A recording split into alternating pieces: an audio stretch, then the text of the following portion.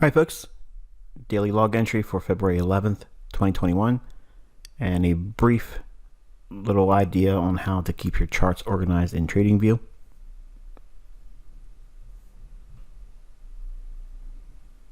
Alright, Eurodollar 5-minute chart for February 11th.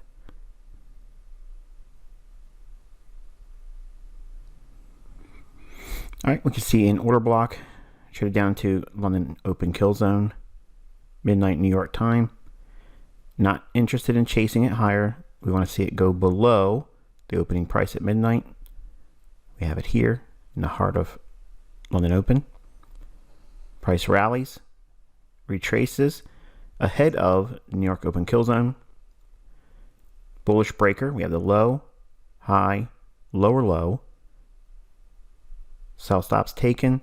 Once it trades above this swing high, the consecutive up close candles, extend that out in time. That's your bullish breaker. It trades down into it, beginning of New York open kill zone, rallies up, attacks the buy side liquidity pool, and trades into an exhausted price run for a Thursday in New York open. Did we cap this week? That's what we'll study going into Friday's close. We have a rejection block. We trade through it and reject as well here. Sell side imbalance, buy side inefficiency, closes it back in with a bearish order block, trades again lower. Optimal trade entry in London close. This is a typical like intra-week reversal pattern, and I'm going to actually teach you this pattern this weekend in the weekend review. But we have optimal trade entry here, sell side imbalance, buy side inefficiency, mean threshold, the last up close candle, bearish order block there, trades down into and attacks the imbalance here and the original rejection block here. That's not on the chart, but if I had it here, it would be a little hard to see this down close candle, closing price, extend it in time, and it's your target. Just refer back to how I look for rejection blocks. I just recently taught it and refined your idea about what that is, especially for the folks that are already aware of a rejection block. And you can see the process being respected there. Moving on into cable. British pound versus US dollar 5-minute chart.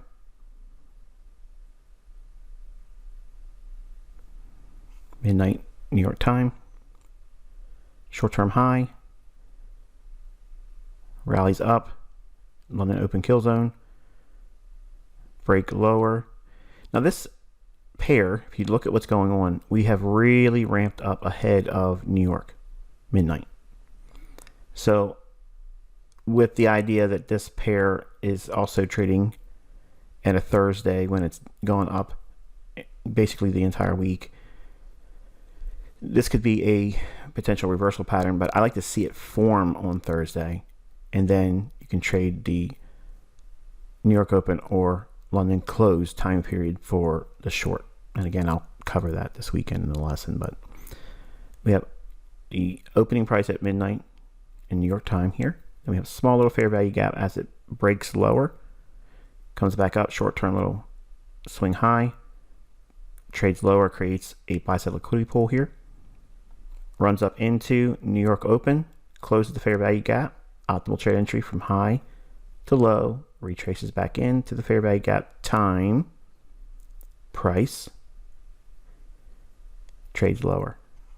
Then we have a high that runs down, creates a sell side imbalance, buy side inefficiency, fair value gap.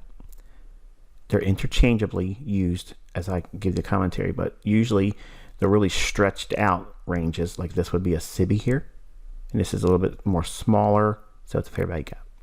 Same premise.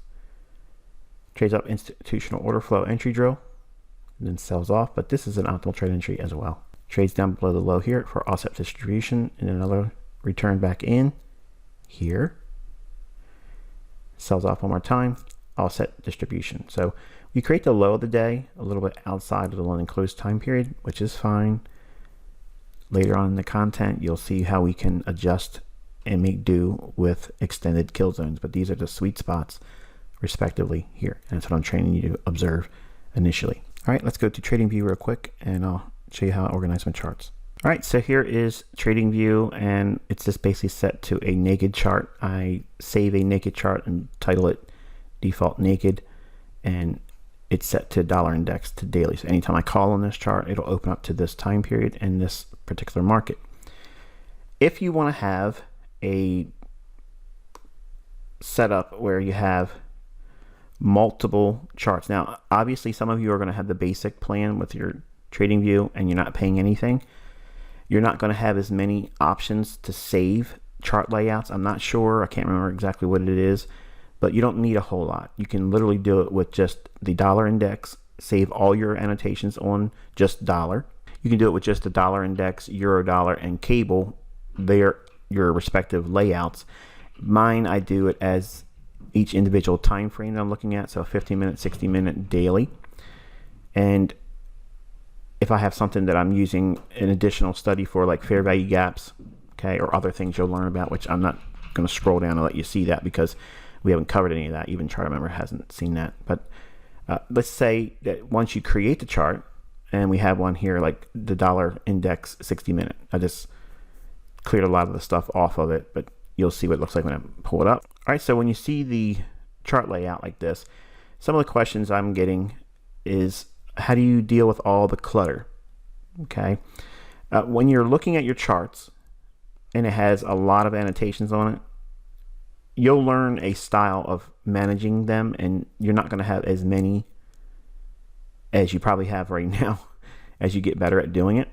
But let's say like in here, this is really congested with a lot of annotations. You just right click button on your mouse on the chart anywhere.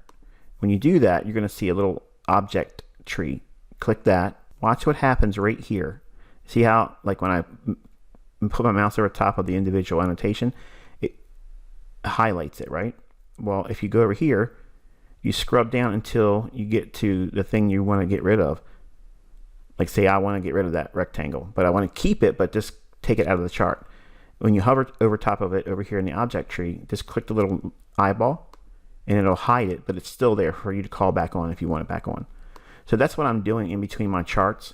So if I want my charts to be real refined and focusing on specific things, where I have a whole lot of other things going on in the chart, in the lessons, I'll take things off just simply by doing this here.